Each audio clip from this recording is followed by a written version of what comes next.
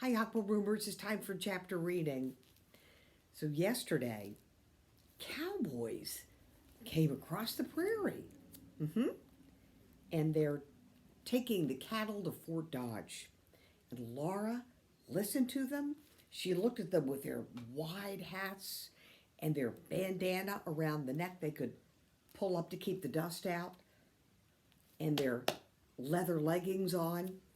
She even listened to the cowboys singing the cattle to sleep. hmm Is that singing? She asked Pa.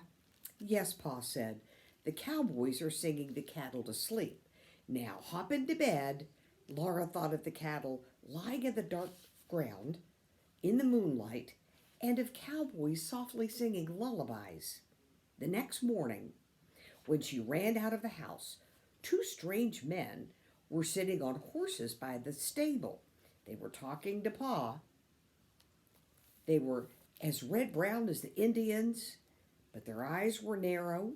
They wore flaps of leather over their legs and spurs and wide-brimmed hats, and those handkerchiefs were knotted so they could pull them up over their nose to keep the dust out. And they said, "So long," to Pa, and "Hi, yip," to their horses, and they galloped away. "There's a piece of luck," Pa said to Ma. Those men were cowboys. They wanted Pa to help them keep the cattle out of the ravines among the bluffs of the creek bottoms. Pa would not charge them any money, but he told them he would take a piece of beef. "How would you like a good piece of beef?" Pa asked. "Oh, Charles," said Ma, and her eyes shone. Pa tied his biggest handkerchief around his neck. He showed Laura how he could pull it up over his mouth and nose to keep the dust out, and then he rode Patty west along the Indian Trail till Laura and Mary couldn't see him anymore. All day the hot sun blazed, and the hot winds blew, and the sound of the cattle came nearer. It was a faint, mournful sound of cattle lowing. At noon, dust was blowing. Ma said so many cattle trampled the grasses flat and stirred up the dust from the prairie. Pa came riding home at sunset, covered with dust. There was dust in his beard and in his hair and on the rims of his eyelids, and dust fell off his clothes. He did not bring any beef because the cattle were not across the creek yet. The cattle went slowly, eating grass as they went. They had to eat enough grass to be fat when they came to the cities where people ate them. Pa did not talk much that night, and he didn't play the fiddle. He went to bed soon after supper. The herds were so near now that Laura could hear them plainly. The mournful lowing sound over the prairie until the night was dark. Then the cattle were quieter, and the cowboys began to sing. Their songs were not like lullabies. They were high, lonely, wailing songs, almost like the howling of wolves. Laura lay awake, listening to the lovely songs wandering in the night. Farther away, real wolves howled. Sometimes the cattle lowed, but the cowboy songs went on, rising and falling and wailing away under the moon. When everyone else was asleep, Laura stole softly to the window, and she saw 3 fires gleaming like red eyes from the dark edge of the land. Overhead, the sky was big and still and full of moonlight. The lonely songs seemed to be crying for the moon. They made Laura's throat ache. All the next day, Laura and Mary watched the west. They could hear the faraway bawling of the cattle. They could see dust blowing, Sometimes they thinly heard a shrill yell, and suddenly a dozen long-horned cattle burst out of the prairie, not far from the stable. They had come up out of the draw, going down to the creek bottoms. Their tails stood up, and their fierce horns tossed, and their feet pounded the ground.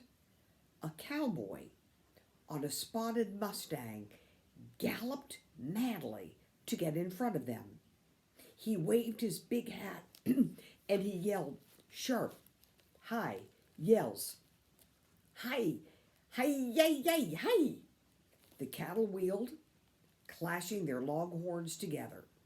With lifted tails, they galloped, lumbering away, and behind them, the Mustang rang and whirled and ran, herding them together.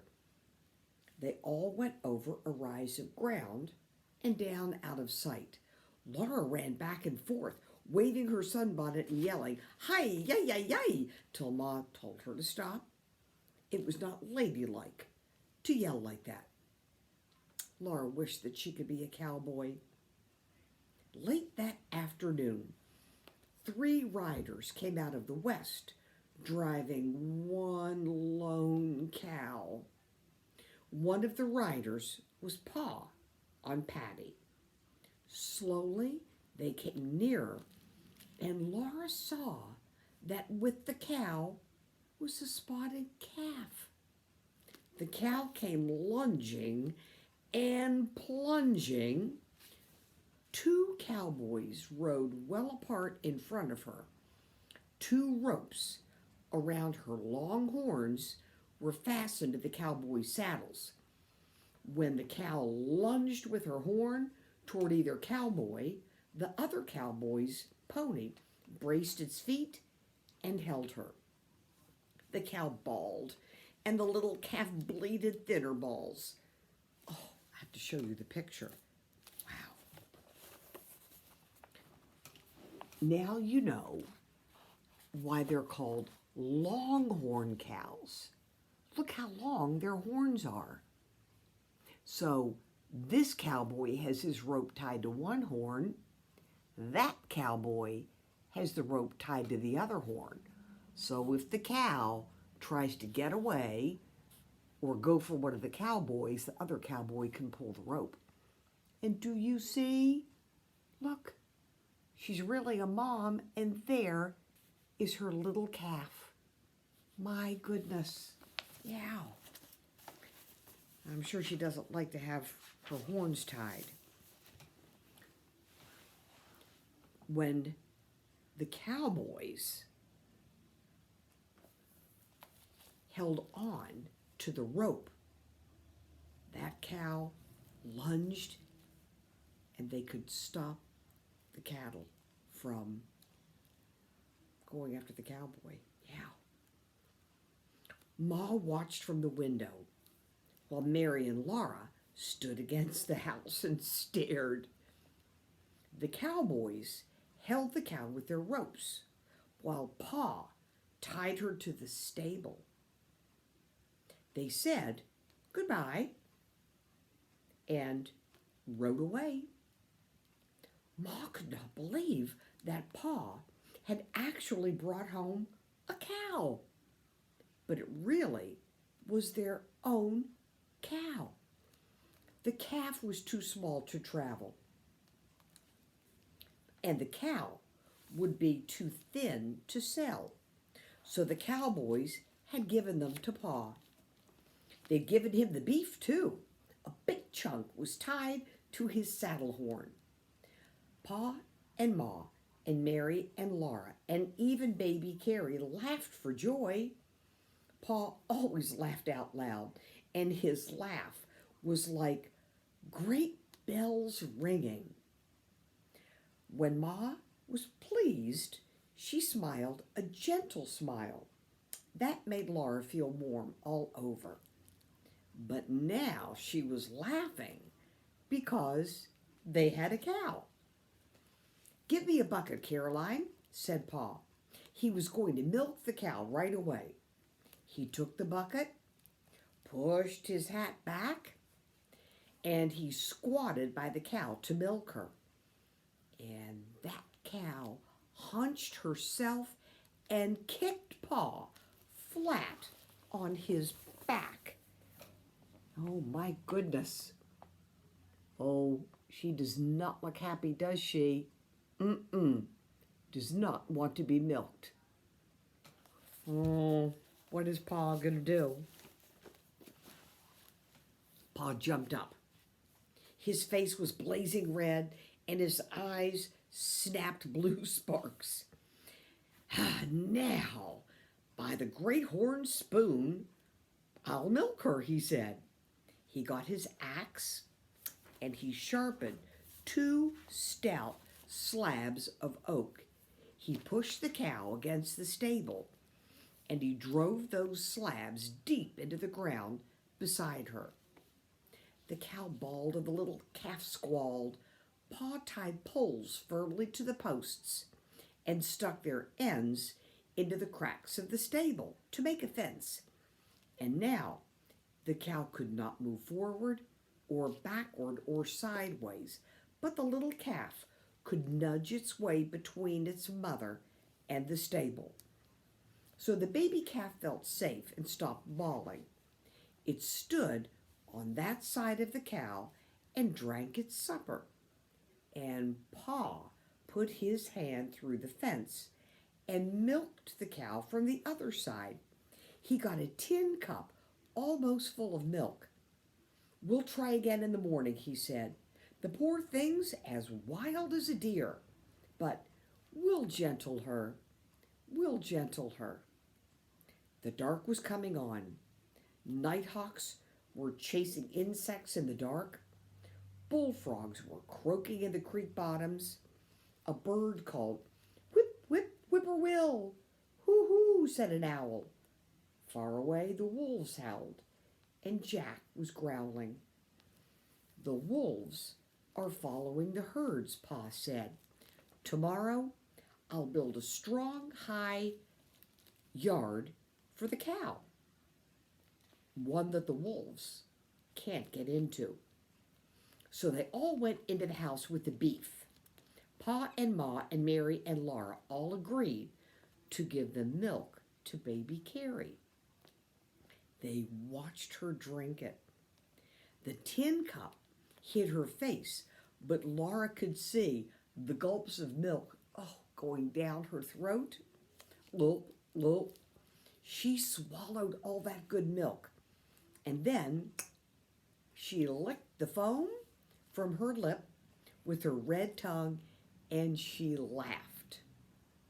It seemed a long time before the cornbread and the sizzling beefsteaks were done, but nothing had ever tasted so good as that tough, juicy beef. And everyone was happy because now there would be milk to drink and perhaps even butter for cornbread. So I'm guessing with no cow, there's no milk. So Laura and Mary and Carrie haven't had any milk since they left to go to Kansas in the covered wagon. That's been a long time. The lowing of the cattle herds was far away again, and the songs of the cowboys were almost too faint to be heard. All those cattle were on the other side of the creek bottoms now, in Kansas. Tomorrow, they would slowly go farther on their long way toward Fort Dodge, where the soldiers were. Ooh, the next chapter. We might be able to read a couple of sentences. Indian camp. Day after day was hotter than the day before. The wind was hot, as if it came out of an oven, Ma said. So I'm going to show you a picture. So look, there's Pa and Jack and Laura and Mary. Off they go. Ooh, they're walking a big adventure. There's their house. So tomorrow we'll see what happens. Indian camp. It's a great chapter. Thank you, boys and girls. Till tomorrow.